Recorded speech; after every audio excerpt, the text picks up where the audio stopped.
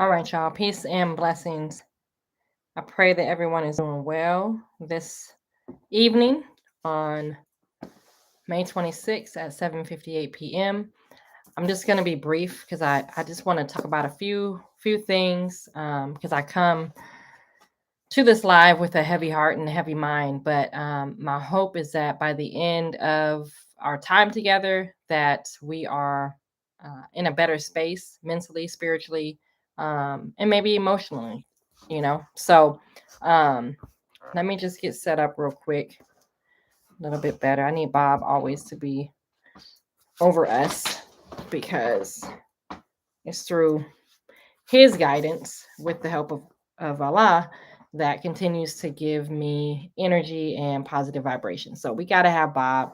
Bob has to stay connected. So, um, first and foremost, the topic of today is around thoughts, how to manage our thoughts, how to manage our emotions, and how that leads into actions and outcomes that we want throughout our lives, right?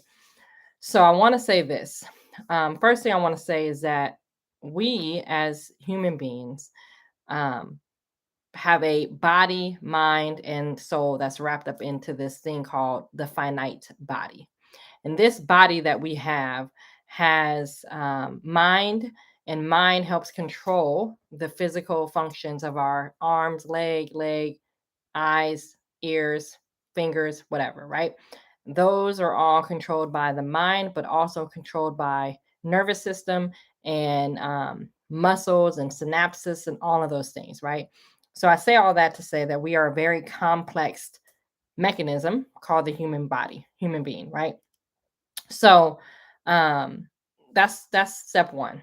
Step two is that the more we are connected and the more we know about our mind, body, and soul, the more we are in tune with the scientific creation that we are. And we actually can begin to be on the journey of mastery or the journey of perfection to understand how the body moves, how the body functions, how the mind functions, all of those things, right? That is something that oftentimes we're not taught, right? Especially in public education, we're not taught how to master the body. And second of all, we move throughout this life as if everything has to happen to us instead of us making things happen. To me, that is a difference between executing our God power or allowing things to happen to us when we're not executing our gifts and talents that the creator gave us. Okay. So with that being said, y'all, it is important in my mind that we have to understand, how does the mind work, right? How does the thoughts in our head form into words, that form into sound, that form into vibrations, that turn into how we speak, and what we speak hits our ear, right? And then the ear begins to travel the information through a frequency that connects to the mind, that connects to thoughts, and it's a cycle. It's ongoing every day, and this is what's happening to our mind and our thoughts and how we speak. Okay, so you hear something on the radio, you hear something on internet, you hear something on YouTube, right? Once you hear it, right, comes through your ear, there's a whole scientific piece of the eardrum and all that plays out. But it's vibration and sound waves.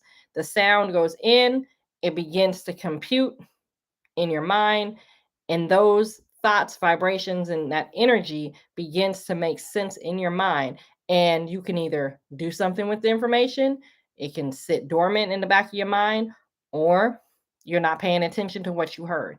But either way, the vibration comes through, the vibration is there. Whether you're interpreting what you heard or not, that's up for discussion, right? That's the difference between a awakened mind and a dead mind. But nothing changes whether or not the sound of the voice or the sound of the words that you heard on YouTube came through a frequency and came onto your ear, right? So that's a vibration. That's how sound travels, right? So without getting hecka deep, um, I want to just say this. There is a value in protecting our minds. There's a value in protecting what we hear, what we see, and what we pay attention to. There's a quote that I was reminded of today more than one time.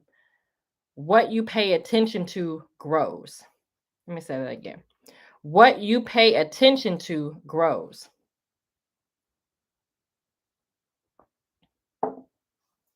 So if you are a person that tends to think about all of the negative things in society, and it's pretty easy to be in that space, I'll just bear witness to that. But if you are a person that spends time and energy on the negativity side of society, or all the things that can go wrong, right? Or all the things that don't make sense, if you're negative, right? And again, I mean, people don't people don't intentionally, in my opinion, don't intentionally be negative. Like they don't wake up and say, you know what, I'm gonna be negative today. But because they're operating from a lower vibration, and they're operating from all the worst things that can happen, they naturally come across as a negative being and a negative person, right? And so this is why it's so important to monitor and manage your thoughts. Because if you're not aware of how you see things and your perspective on things, then you may not find yourself, um it may be shocking to you when someone says, "Oh, you're always negative," because you're not aware of how your thoughts are shaping your disposition of how you look at things in life. Now, I know I'm not crazy today. And I know we've been around people that you're just like, every time I'm around this person, I don't leave with a positive energy. Or every time I'm around this person, I feel like there's always a problem. I know we've experienced this. And part of experiencing a person like that, right, is you recognizing that this person's vibration, this person's words, this person's actions, this person's demeanor is a negative vibe, right? So it's really important that we, especially now, y'all, especially this day and time. It's May 26th, 8 p.m. on the West Coast, right? We've experienced a hell of a week. And I'm sitting in meetings, I'm sitting around people, and people are saying that they are hopeless. People are saying that they're scared to go to the store. Okay. And don't get me wrong, and don't get me thinking that those thoughts have not crossed my mind at all. But I also understand the power of thinking and the power of mind and the power of programming. And I told myself that I can't sit here and be this fearful human being, because when you operate from fear, you begin to retreat, and you begin to be defensive, and you begin to act other than yourself, because you're operating from a fearful standpoint instead of a um I was going to say a God standpoint. Okay, it doesn't mean that we walk out in this world and we're just like careless. Oh, whatever happens. No, no, no, no. You have to be security minded, you have to be observant, you have to be mindful, right? But you also can't live in a state of mind where you don't walk out your house because you don't know what will happen next. Hell, we don't know what's going to happen, period. This is where faith comes in, right? Faith in the unseen and faith in the God within you to make sure that you have all that you need. So, how do you secure your faith, right? Well, you secure your faith by managing your thoughts and managing who is around your thoughts. You secure your faith by being observant and being security minded. You secure your faith by reading, studying, understanding the times that we are in. And while I may not know what's going to happen left or right or 15 minutes from now, my faith, because I study and I know the signs of time, I kind of know what the script is right now, because I'm studying and I'm learning and I'm observing and I'm security minded. See, this is what I mean by managing our thoughts and managing what comes into our minds, right? And I said this in a video before, and I'm gonna repeat it here. If all we're listening to, now this may hit home for some of us, all right? Let me drink some water before I offend my people and myself at the same time, right? Because if I offend you, I offend me. But we have people that sit up 7 days a week, maybe 5 days a week, watching shows on the television, the television, right? Watching shows that perpetuate or describe a lifestyle that you and I cannot relate to. And part of that description of that lifestyle, there's always drama attached to it. There's always dysfunction attached to it. There's always something, right, for the ratings. All right. So I said this earlier. If all you do is sit at home and watch Desperate Housewives, you may find yourself sitting at home wondering why you are a desperate housewife. Okay? Play on words, but walk with me. If all we do is sit and watch the news and we watch shootings, homicides, uh, suicides, rapes, police brutality. I mean, if that's all we are ingesting in our minds, it's not surprising that we can't have hope. Or it's not surprising that we think the world is so dang corrupt. It's not surprising if that's what you're intaking, that you actually start thinking of those same damn thoughts, that you're actually programming your mind in watching. And so the Honorable Elijah Muhammad, back in the 30s and 40s, and I want y'all to hear me with this real quick. The Honorable Elijah Muhammad used to instruct the women in the nation, the Muslim Girls in Training, the MGT. They were instructed not to go to movies, not to be watching, or, at the time it's 30s and 40s, right? So we talking about like the black and white TV just started. But here's the point. Not to go to movies, not to be out at night, not to sit up among people when you were pregnant as a woman. When you were pregnant, you had to be guarded, you had to be protected, you had to be shielded, is the word, shielded. And it's in the Bible. Mary herself shielded or screened herself when she was carrying who we now know today as Jesus, right? She screened herself. Well, that same image and story of Mary and Jesus, we are Black women, period, are symbolic of Mary. And the seed that we bring forth is symbolic of Jesus. That's a whole nother teaching, y'all, but we're going to sit with that for a second. So my point is, we have to model, what did Mary do when she gave birth to who some call the Son of Man, who some call God himself, Jesus, right? So what was her method? Well, she screened herself. She guarded, she protected, and she shielded herself. So that same example that's in the Bible is what the Honorable Elijah Muhammad taught the MGT in the nation. And so we were instructed not to go sit up watching crazy movies and shooting movies and rated R movies while we're carrying life. Now you may say, well, that's just a movie. What does that have to do with anything? It has everything to do with everything.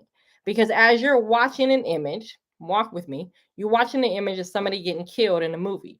You actually have a physical reaction and a chemical reaction that plays out into your body when you're seeing trauma, when you're seeing types of behavior like that, and your body actually reacts. Well, guess what? When you have a seed in your body, in your womb, those chemicals that you produce are going into the bloodstream of the child that you're giving birth to. And we know for a fact, some of our children come out the womb and we say, oh, they're really sensitive. Well, how and what were you doing when you were carrying that child for 9 months? What was your emotional state? Right? So these things are all connected, right? So you may not have children. You may never have given birth, or may Allah bless all those mothers who either have given birth, want to give birth, or have lost children. I get it, right?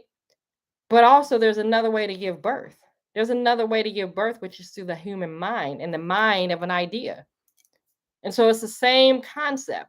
through guarding our womb, you have to guard your mind, right? Our minds are gardens. And so if we're not protecting what we see, what we hear, what we ingest every single day, we have to wonder why we have the thoughts that we have.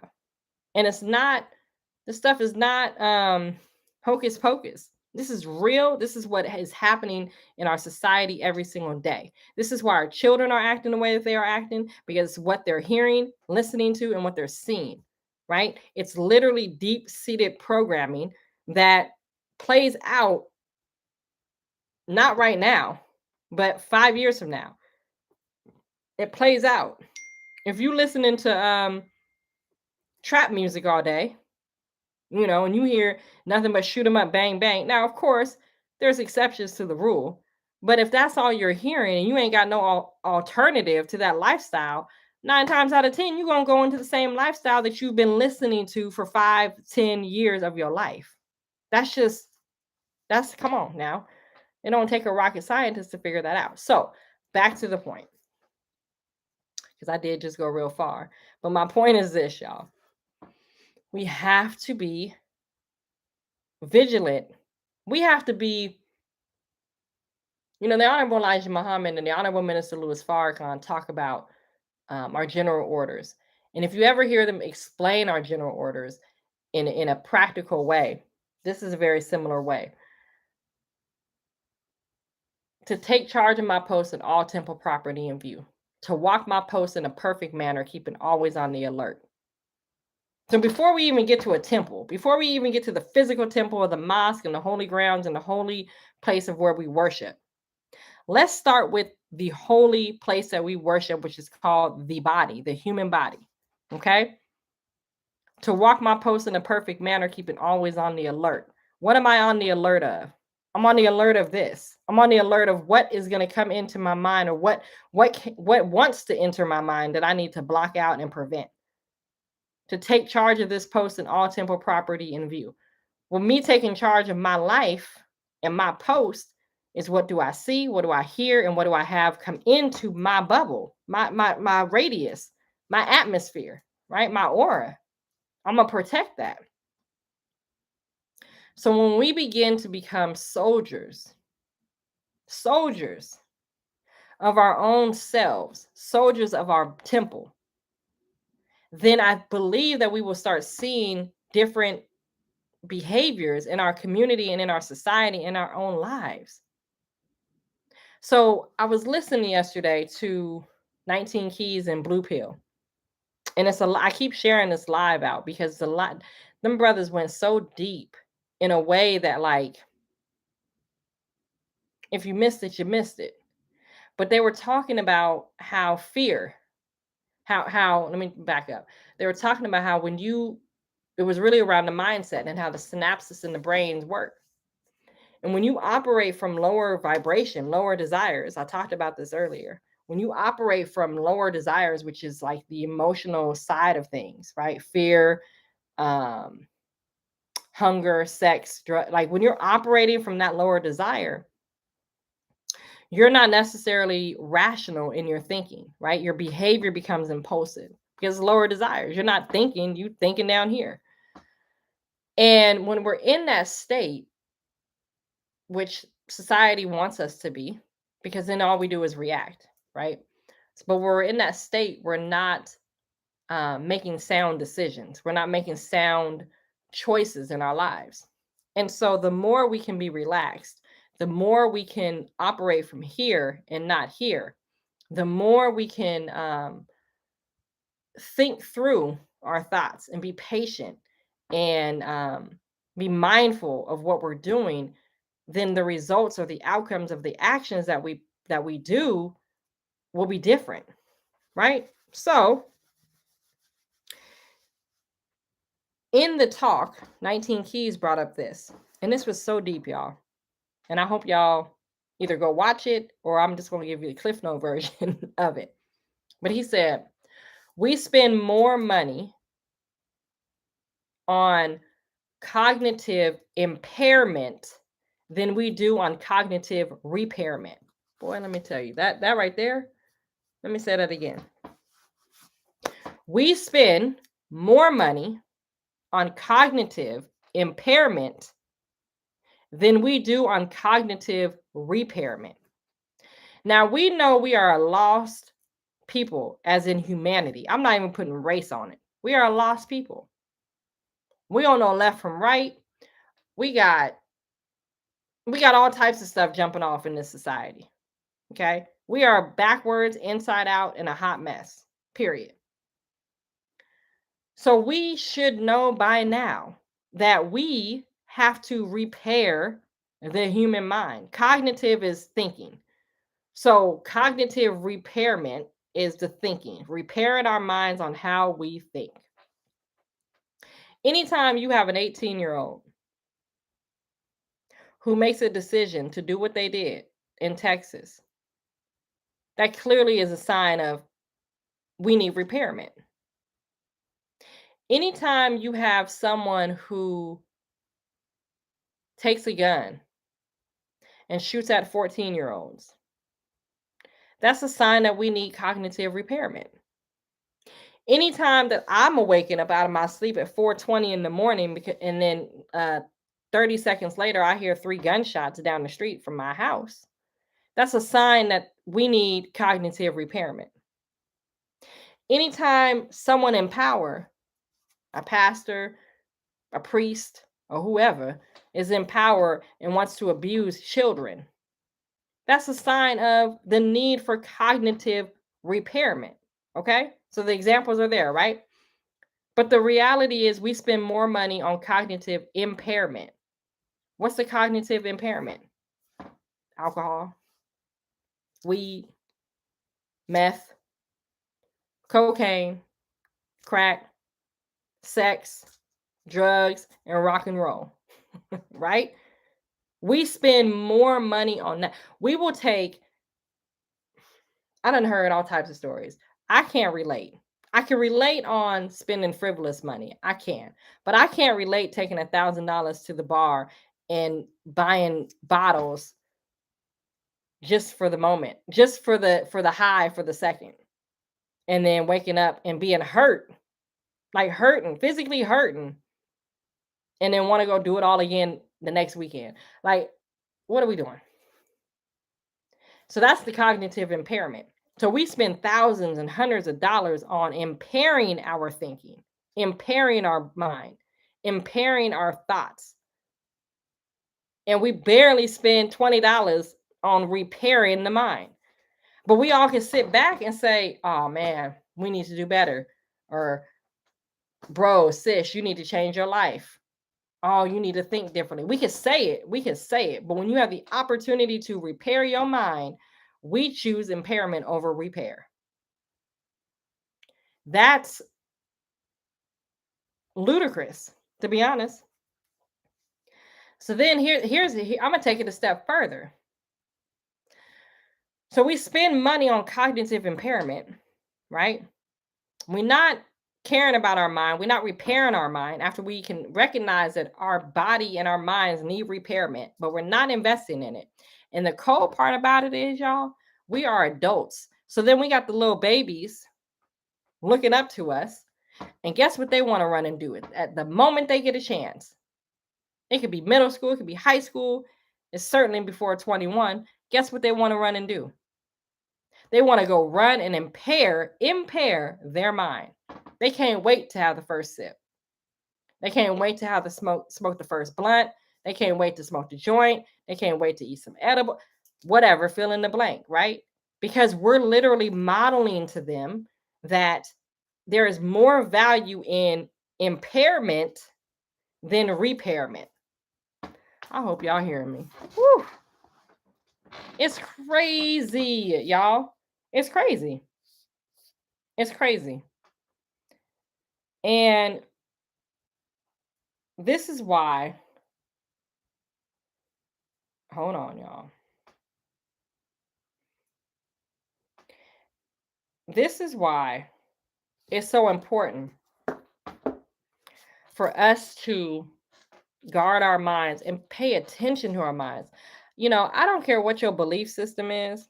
I don't care what God you serve or what God you worship. I really don't. What I do care about is that we do something with the life we've been given right now on this planet and every single day that we've been given. I can't tell you what happens when we die, and neither can you. Don't tell me about a book. Don't tell me what the Bible says. Please don't tell me what um, reincarnation tells you or hereafter. I don't want to hear nothing about that because, in actual fact, no one has come back and said, Imani, when you die, X, Y, and Z happens. I'm a very logical, actual fact, tangible human being, right? This is a cell phone. I type, I can text. It's cause and effect. Doesn't mean I don't believe in unseen. It doesn't mean I don't believe in energy. And it doesn't mean that I don't believe in some realities that I can't interpret. But what I will tell you is that until somebody comes back and tells me what the heck is happening on the other side, I'm not spending my energy nor my time thinking about life after. I want to know, and I'm focused on what can I do while I'm here. Because when I breathe my last breath on this planet, even if there is something after it, it ain't gonna look like this, and it's certainly not gonna be in the same manifestation that I'm in today. Therefore, I don't spend my time thinking about life after death. So my thing is this: if we would focus on what we have today and focus on how can I guard my mind so that I'm a better human being tomorrow, I guarantee you, y'all, we would change our circumstances overnight. Now, can I change what somebody else is doing in their household? No. And this is where, so I'm going to just touch on shootings. I'm not even going to touch on Texas or Buffalo or any of that. I'm just going to touch on shootings and race relations. I am less concerned about policy, Democrat, Republican, who I'm voting for. I'm less concerned about that. I am more concerned about what you are teaching your child in your home. That's what I'm concerned about. And you get to teach what you want. But that's where my mind goes.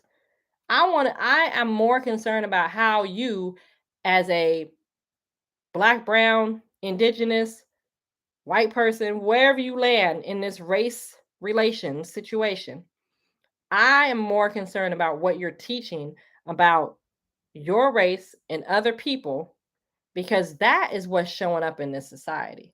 What's showing up is bias. What's showing up is your inner thoughts about me as a, I'm gonna only use this term for this show, biracial, Black mama, white dad. I'm more concerned about what you think of me than the Democrats and the Republicans and the laws and the policy. Personally, I am. I'm not saying don't worry about that stuff, but I'm just telling you right now, I'm more concerned about how you're raising your children in the household. And when they see me or see someone that looks like me, what is their response? That's what I'm concerned about. And the more, again, it goes back to programming and it goes back to guarding our minds. If we are protecting this thing called mind, this garden, right? And if we're importing or downloading positivity, if we're downloading universal thoughts, how to treat one another with respect.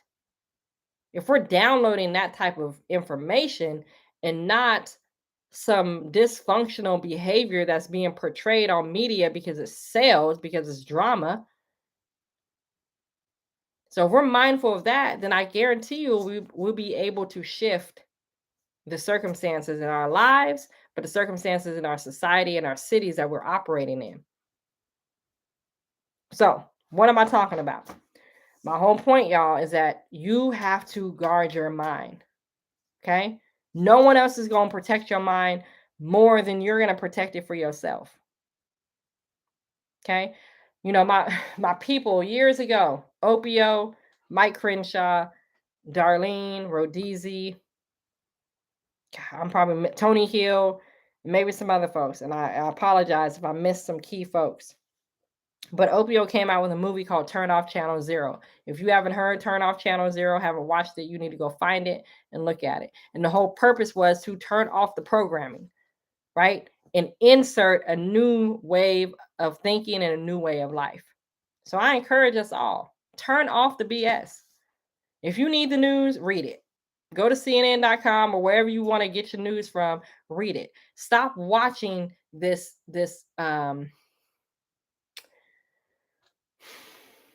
stop watching the visuals that desensitize us, that make us get angry and have all these emotions that we can't do nothing with. That's one thing that my brother's Blue Pill and 19 Keys said yesterday. They said when you get all emotional, but you can't do nothing with the emotions, those emotions sit and they begin to form cortisol. Cortisol is a chemical that produces fat. It's a stress chemical. And so the more cortisol you have, the more fat you are embodying, right? And then you are obese, then it stresses out the heart. I mean, it's a whole combination of health impacts by sitting with emotions and not doing anything with them. That's why it's so important for us to meditate and be calm, because if you're constantly in a state of an emotional um, roller coaster, then your health suffers. Your health suffers. You can't be all the way doing this every single day of your life. that stressed me out just even saying them words. It's real though, y'all. It's so real. And so I wanted to make this message tonight before I turn off, because it saddens me. And I'm not perfect, y'all, but I tell you one thing, I am a soldier of my mind. I am a soldier of my heart, and I am a soldier of my vessel that God has given me care of. And I do my best. Like I'm getting teary-eyed, tearing up, because I do my best to really pay attention to what I let in. And of course, it trickles all the way down to my son. So my son, he watches YouTube, and it bothers me, but I'm always like, "What are you watching?"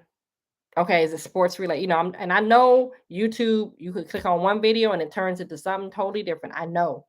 We've had them problems already, and we'll have more of those problems, because I know how the people that control the mass media mechanism are not about positive vibes. They're all about setting trends, controlling the minds of the people, and making money, right? But I teach my son to be mindful of what he watches. I teach my son to do things in moderation. Okay? So I'm sharing this with you all because I see the benefit of protecting yourself. And so many of our people, when I say our people, I'm talking about Black, brown, and indigenous, but I'm also talking about humanity when I use that term, our people. So many of our people are lost in the mind. And I believe that the loss in the mind, or the fear and the stress and all of that, is because of the information that we are receiving. See, I get to say that my filter of information comes through the teachings of the Honorable Elijah Muhammad, taught to us by the Honorable Minister Louis Farrakhan.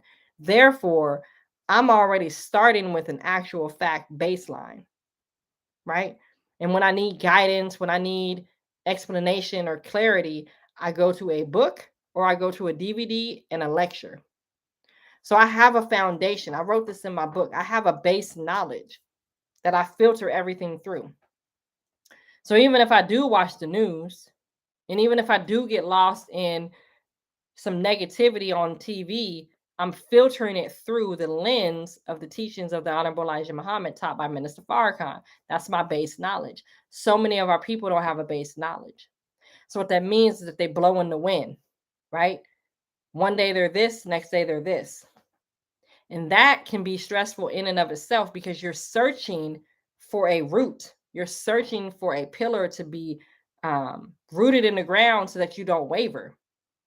So our people, humanity, is lost, and they're losing their minds because we're sitting in an emotional state every single day. And whether you believe that these incidences that are happening are orchestrated or not, whatever, I'm not here to debate if it's Manchurian Candidate, if it's some program, some ops. I'm not here to debate all that. It could be that, and it cannot be. It could be everything of that. That's not what today's discussion is for.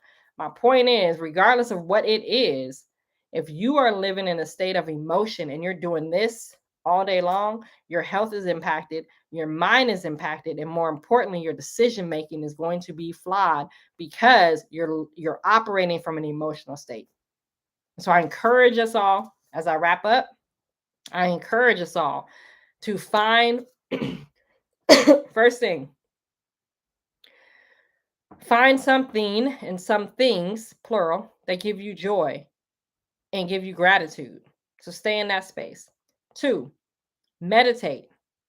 Unplug from the matrix, the tele-lie vision, unplug from that. Meditate, control your thoughts, think positivity, find out where your thoughts are coming from. So that's the one thing. If you don't meditate or you're not familiar with meditating, when you sit down for the first time or when you breathe and just control your thoughts, when you have those thoughts coming in, ask yourself, where do these thoughts come from? Start questioning where your thinking is coming from. I guarantee you're going to surprise yourself. So start doing an audit on your thoughts. Okay. And the third thing is, and I love this, another person I watch is Neo Davis. He said this morning on one of his morning inspirations, he said, look at your phone and look at your last conversations that you had in the last 24 hours. What were they about? What were the topics? Was it about gossip? Was it about sex? Was it about cheating? Was it about robbing somebody? Was it about getting over? What were your last conversations in the last 24 hours? And I guarantee you, if you honestly look at that and you audit your last 24-hour conversations, it will begin to tell you where your mind and where your emotions are throughout the day. So those are 3 steps that I'm offering you all. Okay. 3 steps for us to just unplug from the matrix, stop taking in all this information, just unplug. Number 2, meditate, settle your mind. Once you settle your mind and the thoughts continue to come in, because they're going to come in rapidly, ask yourself, where did these thoughts that are popping into your mind, where did they originate from? Just be, oh, well, where did that come from? Who told me that? What taught me that? Begin to audit yourself on your own thoughts. You will be surprised. And 3, look at your last conversations in the last 24 hours from text messages and phone calls. And what were the topics? What were you talking about? Were you talking about sex? Were you talking about buying property? Were you talking about, investments? Or were you talking about when you're going to get the next shot, like at the bar? Were your conversations about how you're going to get over on somebody? Or were your conversations about how you're going to raise your children better? What were your topics? What were your conversations? Again, these are audits. These are how you check in with yourself to see how far off or how close you are to the barometer that you want to set in your life. All right. So with that being said, y'all, I appreciate you all. Thank you for tapping in. Share the channel, subscribe here, turn on notifications, watch the old videos, share them out, and just make sure you take care of yourself. We are living in a very critical time. Some would call it a dangerous time. I call it a transitional time, but all of it is real and all of it is happening. So we have to take care of ourselves. And most importantly, you have to manage your thoughts so that you can manage your words, so that you can manage your actions. Peace, y'all.